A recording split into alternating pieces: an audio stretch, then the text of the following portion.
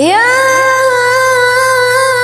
أيها الذين آمنوا اتقوا الله وقولوا قولا سديدا يصلح لكم أعمالكم ويغفر لكم ذنوبكم ومن يطع الله ورسوله فقد فاز فوزا عظيما.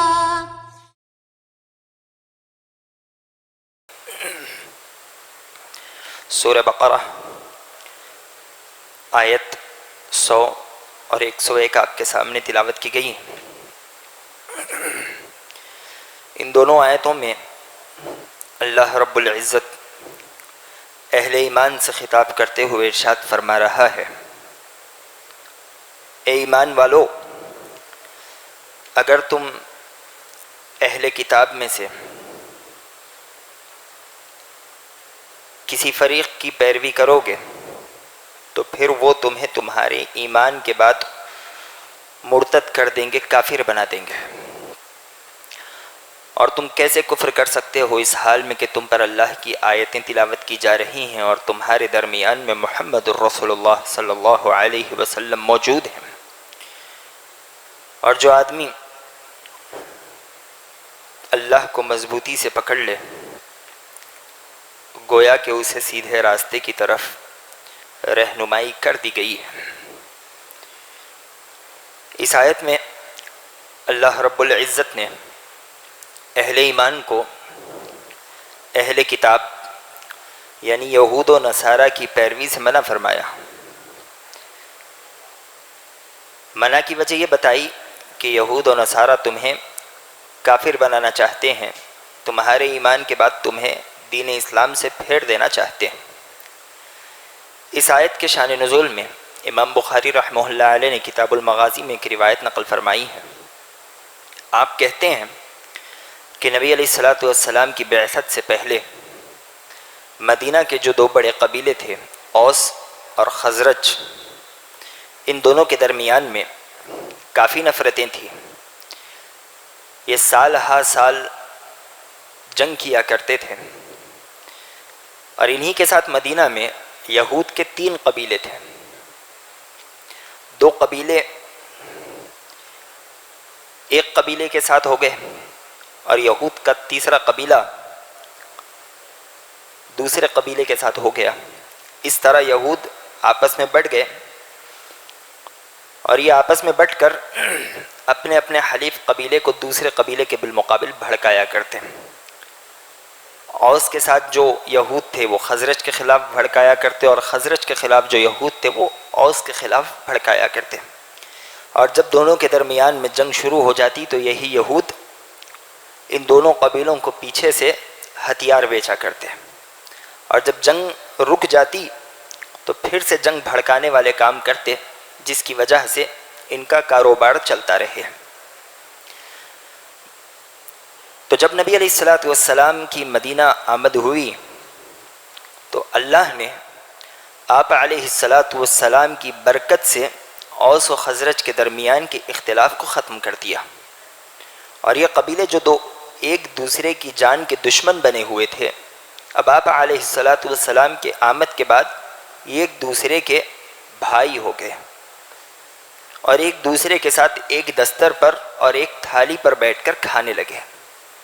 ہوا کچھ یوں کہ شماس بن قیس نامی یہودی ایک دن گزر رہا تھا تو اس نے اوس اور خزرج کے لوگوں کو اکٹھے مل کر خوشگوار انداز سے گفتگو کرتے ہوئے دیکھ لیا. اب اس کے اندر کی آگ بھڑک اٹھی. یہ سیدھے اپنے مکان پر آ کر ایک یہودی نوجوان کو تیار کرنے لگا اور اس سے کہنے لگا کہ دیکھو، جنگ بعاث یعنی وہ جنگ جو اوس و خزرج کے درمیان میں ہوئی تھی اور جس میں ان دونوں قبیلوں کا بڑا نقصان ہوا تھا، اب اس وقت ان دونوں قبیلوں کے سامنے جا کر جنگ بعاث کے اشعار کو دہراؤ، جس میں دونوں قبیلوں کے مقتولوں کا ذکر ہے اور دونوں قبیلوں کی بہادریوں کا ذکر ہے. تو یہ یہودی لڑکا ویسے ہی کیا. اس نے اوس و خزرج کے لوگوں کے سامنے آ کر جنگ بعاث کے اشعار دہرانے شروع کر دیے. اب جب جنگ بعاث کے اشعار دہرائے گئے تو ان کے وہ احساسات جو دین اسلام اور نبی علیہ الصلاۃ والسلام کی برکت کی وجہ سے اللہ تبارک و تعالی نے دبا دیے تھے، اس نوجوان کے اشعار کو دہرانے کی وجہ سے بھڑک اٹھے اور دبے ہوئے احساسات پھر سے زور پکڑنے لگے، اور دیکھتے ہی دیکھتے دونوں قبیلے والے ایک دوسرے کے خلاف کھڑے ہو گئے اور دونوں کہنے لگے کہ چلو پھر سے میدان میں چلتے ہیں اور دیکھ لیتے ہیں کہ کس کے بازو میں کتنا زور ہے اور کون سا قبیلہ کتنے پانی میں ہے۔ اب یہ بات جب نبی علیہ الصلاۃ والسلام تک پہنچی تو آپ علیہ الصلاۃ والسلام سیدھے ان کے پاس پہنچی اور پہنچ کر کہنے لگے کہ ابھی میں تمہارے درمیان میں موجود ہوں، اور موجود ہونے کے باوجود تم آپس میں ایک دوسرے کے خلاف تلوار کھینچ لو۔ بہر کیف نبی علیہ الصلاۃ والسلام نے ان کے اس اختلاف کو رفع دفع کر دیا، اسے یہیں پر ختم کر دیا۔ تو اللہ تبارک و تعالی نے اس واقعے کے پس منظر میں اس آیت کو نازل کیا، اور اللہ نے کہا کہ اے ایمان والو، اگر تم یہودیوں میں سے یا نصرانیوں میں سے، دونوں ملا کر اہل کتاب میں سے اگر بعض کی پیروی میں لگ جاؤ تو پھر یہ تمہیں دین اسلام سے پھیر دیں گے، یہ تمہارے ایمان کے بعد تمہیں کافر بنا دیں گے۔ اللہ تبارک و تعالی نے ان کی پیروی سے منع کیا اور کہا وَإِن تُطِيعُوا فَرِيقًا مِّنَ الَّذِينَ أُوتُوا الْكِتَابَ يَرُدُّوكُمْ بَعْدَ إِيمَانِكُمْ كَافِرِينَ، اور یہ ایسا کیوں کریں گے؟ تو یہ ایسا اسی لیے کریں گے کہ وہ ہم سے حسد رکھتے ہیں، جلن رکھتے ہیں۔ اور یہ حسد و جلن کس بنیاد پر ہے؟ تو ایک دین اسلام کی بنیاد پر ہے کہ دین جو بڑی نعمت اور عظیم احسان اللہ تبارک و تعالی نے ہمیں عطا کیا، یہ اس نعمت اور اس احسان کی وجہ سے ہم سے حسد اور جلن رکھتے ہیں، اور اسی حسد و جلن میں وہ ہم سے جل بھن جاتے ہیں، اور ان کی ہمیشہ یہی کوشش ہوتی ہے کہ وہ ہمیں دین سے پھیر دیں اور ہمیں اپنے آپ سے ملا لیں، یعنی کافر بنا دے اور مرتد بنا دے، جیسا کہ اللہ نے کہا وَدَّ كَثِيرٌ مِّنْ أَهْلِ الْكِتَابِ لَوْ يَرُدُّونَكُم مِّن بَعْدِ إِيمَانِكُمْ كُفَّارًا حَسَدًا مِّنْ عِندِ أَنفُسِهِمْ، بہت سے اہل کتاب یہ چاہتے ہیں کہ حق واضح ہو جانے کے باوجود تمہیں مرتد کر دیں اور دین سے پھیر کر تمہیں کافر بنا دیں۔ اور کس لیے بنائے؟ حسدا من عند انفسہم، جو حسد، جو بغض وہ اپنے دلوں میں رکھتے ہیں، اس بغض اور اس حسد کی وجہ سے وہ تمہیں دین اسلام سے پھیرنا چاہتے ہیں۔ اللہ تبارک و تعالی نے یہودیوں کے ہتھ کنڈوں اور یہودیوں کی سازشوں سے ہمیں بچنے کا حکم دیا، اور اگر آج ہم نظر دوڑائیں تو یہودی ہمیں تباہ و برباد کرنے کے بل پہ ہیں، اور وہ ہر ممکن کوشش کر رہے ہیں جس کی وجہ سے ہم نیست و نابود ہو جائیں، ہم دین اسلام سے پھر جائیں۔ وہ ہر نت نئے حربے اختیار کرتے ہیں، ان کے کئی حربے ایسے ہیں جہاں تک ہماری سوچ بھی نہیں پہنچ سکتی۔ وہ آج آپ دیکھیں کہ وہ ہمیں آپس میں لڑا کر ہم پر حکومت کر رہے ہیں، اور یہ وہی معاملہ ہے جو معاملہ یہ نبی علیہ الصلاۃ والسلام کی بعثت سے پہلے کیا کرتے تھے، اور جیسا کہ شماس بن قیس نے نبی علیہ الصلاۃ والسلام کی بعثت کے بعد کرنے کی کوشش کی۔ یہ ہمیں آپس میں لڑانا چاہتے ہیں، ایک دوسرے کے خلاف ایسی بھڑکاؤ باتیں کرتے ہیں جس سے آدمی اپنے بھائی سے لڑ جائے، اپنے بھائی کے خلاف ہتھیار نکال لے۔ اس لیے اللہ تبارک و تعالی نے کہا یا ایھا الذین آمنوا ان جاءکم فاسق بنبأ فتبینوا وان تصیبوا قوما بجہالۃ فتصبحوا علی ما فعلتم نادمین۔ اللہ نے کہا اگر کوئی فاسق تمہارے پاس کوئی خبر لے کر آئے، کوئی بات چیت لائے، تو تم اس کی تحقیق کر لیا کرو، فتبینوا، جانچ پڑتال کرو، اچھے سے جانچ پڑتال کرو، کہیں ایسا نہ ہو کہ تم فاسق کی بات لے لو اور اس کی بات پر سامنے والے پر چڑھ دوڑو اور اسے نقصان پہنچا دو، اور بعد میں تمہیں تمہارے کیے پر افسوس ہو، تمہیں اپنے ہاتھوں کی کمائی کھٹکنے لگے۔ اللہ تبارک و تعالی نے ہمیں اپنے دشمنوں کی جانب سے، خاصتاً فساق جو کہ مسلمانوں کے بالمقابل ہیں، ان کی جانب سے آنے والی خبروں کی تحقیق کا حکم دیا، لیکن آج ہم یہ تحقیق نہیں کرتے۔ اگر آج کسی مسلم ملک کے متعلق اگر کوئی کافر ٹی وی چینل ہمیں نیوز دکھاتا ہے تو ہمیں اس ملک سے زیادہ اس ٹی وی چینل پر اعتماد ہوتا ہے، ہم اس کی بات کو لے لیتے ہیں اور مسلمانوں کے خلاف لمبی لمبی زبانیں قینچیوں کی طرح چلانے لگتے ہیں کہ یہودیوں سے ملنے والے ہیں، یہ شراب نوشی کرنے والے ہیں، یہ اس طرح کی بدکاری کرنے والے ہیں، یہ اپنا ملک سود پر چلانے والے ہیں، حالانکہ ہمارے پاس کوئی تحقیق نہیں ہوتی۔ اللہ نے کہا جب فاسق کی جانب سے تمہارے پاس خبر آئے، جو خبر بھی آئے، تمہارا یہ معاملہ ہونا چاہیے کہ تم اس کی تحقیق کر لو۔ آج ہم تحقیق تو نہیں کرتے، خود اس بات پر یقین بھی رکھتے ہیں اور ساتھ ساتھ اس خبر کو دوسروں کے درمیان بھی آگ کی طرح پھیلانے کی کوشش کرتے ہیں، اور آج ہمارا یہی معاملہ ہو چکا ہے، جس کے نتیجے میں آج مسلمان سے لڑ رہا ہے۔ یہ دراصل ہمارے دشمنوں کی سازش ہے، جس میں وہ 100% کامیاب ہے، جس کے ہم مکمل طور پر شکار ہو چکے ہیں۔ نبی علیہ الصلوۃ والسلام نے کہا تھا لا ترجعوا بعدی کفارا یضرب بعضکم رقاب بعض، میرے بعد تم کفر کی طرف مت لوٹنا۔ وہ کیسے لوٹو گے کہ تم میں سے ایک آدمی اپنے بھائی ہی کی گردن مار دے، ایک دوسرے کے خلاف ہتھیار نکال لے۔ یہ کفار کا عمل ہے، یہ مسلمان کا عمل ہو ہی نہیں سکتا۔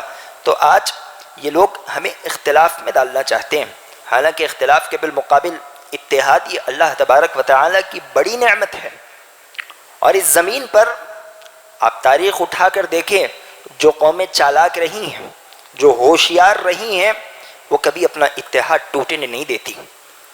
اور وہ چالاک اور ہوشیار قوموں کی یہ چال ہوتی ہے کہ وہ اپنے بالمقابل جو قوم ہے اس کے اتحاد کو توڑ دے، آپس میں لڑا دے، اور اس کے بعد آرام سے اس قوم پر حکومت کرے، اس قوم پر غلبہ حاصل کر لے۔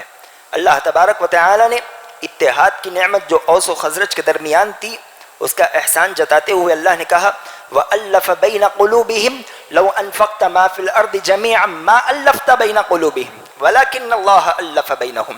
اللہ نے تمہارے دلوں کے درمیان میں محبت پیدا کر دی، اگر یہی محبت پیدا کرنے کے لیے ساری زمین کی دولت خرچ کر دی جاتی تب بھی ان کے درمیان میں محبت پیدا نہیں ہو سکتی۔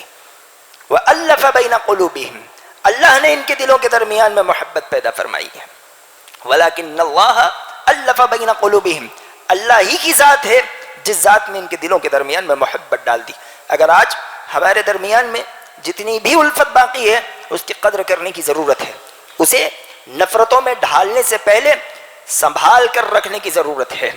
اور جو نفرتیں آج ہمارے درمیان میں آ چکی ہیں، خاصتاً اس دور میں، جس دور میں ظلمت اور فتنوں کے بادل ہمارے سروں پر سایہ فگن ہیں، اختلاف کے فتنوں سے بچتے ہوئے اتحاد کی طرف آگے بڑھنے کی ضرورت ہے۔ یاد رکھیں اللہ تبارک و تعالی نے اسی چیز سے منع کیا، اختلاف کرو گے تو عین ممکن ہے کہ تمہارے فتنے تمہارے دین تک پہنچ جائیں گے اور دشمن اپنے حربوں میں کامیاب ہو جائے گا۔ اور اسی طرح یہود و نصارہ ہمارے درمیان میں جو فتنے پیدا کرتے ہیں، ان فتنوں میں سے ایک فتنہ شہوت کا فتنہ ہے۔ وہ نوجوانوں کے درمیان میں اور بڑوں کے درمیان میں شہوت پیدا کرنے کی پوری کوشش میں لگے ہوئے ہیں، اور وہ اپنی اس کوشش میں کامیاب بھی ہیں۔ نبی علیہ الصلوۃ والسلام نے کہا تھا کہ ما ترکت بعدی فتنة اضر علی الرجال من النساء، نبی علیہ الصلوۃ والسلام نے کہا تھا کہ میں اپنے پیچھے عورتوں سے بڑا فتنہ مردوں کے لیے کوئی نہیں دیکھ رہا ہوں۔ سب سے بڑا فتنہ جو میں اپنے پیچھے چھوڑ رہا ہوں وہ عورتوں کا فتنہ ہے مردوں کے لیے۔ اور اس بات سے یہود بالکل باخبر ہیں، وہ اس بات کی حقیقت کو جانتے ہیں کہ ایک مرتبہ مرد و زن کے درمیان میں اختلاط ہو جائے، وہ ملنے لگ جائے، تو پھر انہیں ان کی حیوانگی، ان کی درندگی سے کوئی نہیں روک سکتا۔ اور آج یہی ہو بھی رہا ہے۔ ہم اپنے معاشرے میں، اپنے علاقے میں، اپنے بستی میں، اپنے محلے میں اس درندگی کو دیکھ رہے ہیں، کسی کو روکنے کی ضرورت نہیں ہے۔ ان لوگوں نے عورتوں کو مردوں کے ساتھ صف ملا کر کھڑا کر دیا، حریت کے نام پر، عورتوں کے ساتھ انصاف کے نام پر، مردوں کے ساتھ برابری کے نام پر۔ حالانکہ یہ ساری چیزیں عورت کے خلاف ہیں، یہ عورتوں کے حق کے خلاف ہے، ان کی عزتوں کے خلاف ہے، لیکن اس کے باوجود آج ایک چھوٹی سی ماچس کی ٹیلی کا اگر وہ ایڈورٹائز دیتا ہے تو ایک عورت کے ساتھ دیتا ہے۔ اور ہمارے نوجوان ایک کھلونا جس کے ہاتھ میں ہے وہ اس کے ذریعے سے اپنی شہوتیں پوری کر رہا ہے، اور نتیجہ کیا نکلتا ہے کہ جب وہ شادی کی عمر کو پہنچتا ہے تو اب شادی کرنے سے اس کا جی گھبرا رہا ہے. شہوتوں سے ان لوگوں نے ہماری زندگیاں تباہ کر دی, ہمارے جسم برباد کر دیے. یہودیوں کے فتنے ہیں اور ان کے حربوں میں آج ہم اپنے آپ کو ڈھال رہے ہیں, ان کے شکنجوں کا شکار ہو رہے ہیں اور ہمیں اس کا احساس نہیں ہوتا. اسی طرح یہودیوں کے فتنوں میں سے ایک فتنہ یہ بھی ہے کہ وہ شبہات پیدا کر رہے ہیں. وہ نوجوانوں کے ذہن میں, کم علم لوگوں کے ذہن میں ایسے اشکالات ڈالتے ہیں جس اشکال کی وجہ سے ان کا ایمان کمزور ہو رہا ہے. وہ علماء سے نوجوانوں کو اور اس امت کو کاٹنے کی پوری کوشش کر رہے ہیں, کیونکہ اس امت کے علماء ہی نبی علیہ الصلوۃ والسلام کے بعد ایک ایسا طبقہ ہے جو اس امت کی صحیح رہنمائی کر سکتا ہے. لیکن ان کی یہ چال ہے کہ جب ان کو اپنے بڑھوں سے کاٹ دیا جائے تو یہ بھیڑ بکریوں کی طرح کھلے میدان میں بھاگنے لگیں گے, کوئی انہیں صحیح راستہ دکھانے والا نہیں ہوگا. اور آج وہ اپنے اس فتنے میں بھی حد درجے کامیاب ہے. آج ہم میں سے ایک نوجوان ایک عالم کے سامنے بیٹھ کر سوال کرنا نہیں چاہتا. وہ کیا چاہتا ہے؟ وہ انٹرنیٹ پہ پڑھنا چاہتا ہے, اور وہ کس کی تحریر پڑھ رہا ہے, کون سی ویب سائٹ سے پڑھ رہا ہے, اسے اس کی بھی خبر نہیں ہے. وہ اچھے برے کے درمیان کی تمیز نہیں سمجھ سکتا, بس پڑھ رہا ہے اور آ کر علماء کے خلاف بحث کر رہا ہے, لوگوں کے درمیان میں زہر گھولنے کی کوشش کر رہا ہے اور آ کر عالم سے تکرار کرتا ہے اور عالم کو حقیر سمجھتا ہے. امام ابن سیرین رحمہ اللہ علیہ نے کہا تھا, ان ھذا العلم دین فانظروا عمن تأخذون دینکم. لوگوں, یہ تمہارا علم تمہارا دین ہے, تمہارا دین ہے. تم اچھی طرح جانچ پڑتال کر لو کہ تم اپنا دین کہاں سے حاصل کر رہے ہو. آج شبہات کہاں سے آ رہے ہیں؟ یہ نئے نئے فتنے, کبھی انجینئر کا فتنہ, کبھی ایڈوکیٹ کا فتنہ, کبھی کوئی ڈاکٹر کا فتنہ, کبھی بردرز کا فتنہ, کبھی سسٹرز کا فتنہ. یہ کس کا نتیجہ ہے؟ یہ ہمارے دشمنوں کی چال اور دشمنوں کی سازشوں کا پھل ہے. یہ اس کا نتیجہ ہے جو آج ہم اپنے سامنے دیکھ رہے ہیں. ان فتنوں کو سمجھنے کی اور ان سے بچنے کی ضرورت ہے. اور یہود و نصارہ کی جانب سے پیدا کردہ ایک اور فتنہ ہے دنیا کی محبت و مال کی محبت. آج ان لوگوں نے ہمیں لالچی بنا کر رکھ دیا, اور جس کی سب سے بڑی وجہ سود ہے. جیسا کہ پچھلے درسوں میں ہم نے بتایا کہ اگر آدمی چھوٹی سے چھوٹی چیز بھی خریدنا چاہے تو وہ اپنے آپ کو اس فتنے سے محفوظ نہیں رکھ سکتا. ان لوگوں نے دنیا کی محبت ہمارے دل میں ڈال دی, مال کی محبت ہمارے دل میں ڈال دی. ہماری صفوں میں, ہمارے گھروں میں, ہمارے ساتھ تھالی پر بیٹھنے والے کتنے ایسے لوگ نہیں ہیں جو جانتے ہیں کہ حلال کیا ہے, حرام کیا ہے, لیکن اس کے باوجود حلال و حرام کے درمیان میں تمیز نہیں کرتے. بس پیٹ بھرنے کی فکر لگی ہے. یہ فکر کہاں سے آئی؟ صحابہ کرام رضوان اللہ تعالیٰ علیہ مجمعین کا تو یہ معاملہ تھا کہ ابو بکر صدیق رضی اللہ تعالیٰ عنہ نے کچھ لقمے کھا لیے, انجانے میں کھائے, لیکن اس کے باوجود غلام نے کہا کہ یہ کسی دور جاہلیت میں نے کسی آدمی کی پیشن گوئی کر دی تھی, اسے مستقبل کی خبر دی تھی, جس کی وجہ سے اس نے آج مجھے معاوضہ دیا. ابو بکر صدیق رضی اللہ تعالیٰ نے حلق میں انگلی ڈال کر سارا کا سارا کھانا الٹی کر دیا. آپ نے کہا کہ اللہ تبارک و تعالی ایسے جسم کو جنت میں داخل نہیں کرے گا جس کی پرورش حرام سے ہوئی ہو. آج ہمیں حلال و حرام کی کوئی تمیز نہیں ہے, بس کھانا چاہتے ہیں, اپنی عمارت دوسرے کے بالمقابل میں اونچی بنانا چاہتے ہیں, اپنے استعمال کی چیزیں دوسروں سے بہتر رکھنا چاہتے ہیں. یہ فکر نہیں کہ آج ہمارے بچوں کو ہم کیا کھلا رہے ہیں, ان کے جسم کی پرورش کیسے ہو رہی ہے. اگر اس کی فکر نہیں کریں گے تو کیا ہوگا؟ بچیاں غیروں کے ساتھ ہی بھاگیں گی, ہمارے بچے ہمارے ہی بالمقابل ہم سے اونچی آواز میں گفتگو کریں گے, اور ہماری بیویوں سے ہمارے رشتوں میں خیانت کی خبریں ملیں گی. حرام کھلاؤ گے حرام کاری ہوگی, حلال کے پیچھے جاؤ گے تو بچے اور ہمارے رشتہ دار اور ہمارے ماتحت لوگ نمک حلالی ہی کریں گے. تو یہودیوں کی جانب سے پیدا کردہ فتنہ ہے جس کی آج ہمیں فکر نہیں ہے. اللہ تبارک و تعالی اس سے ہماری حفاظت کرے.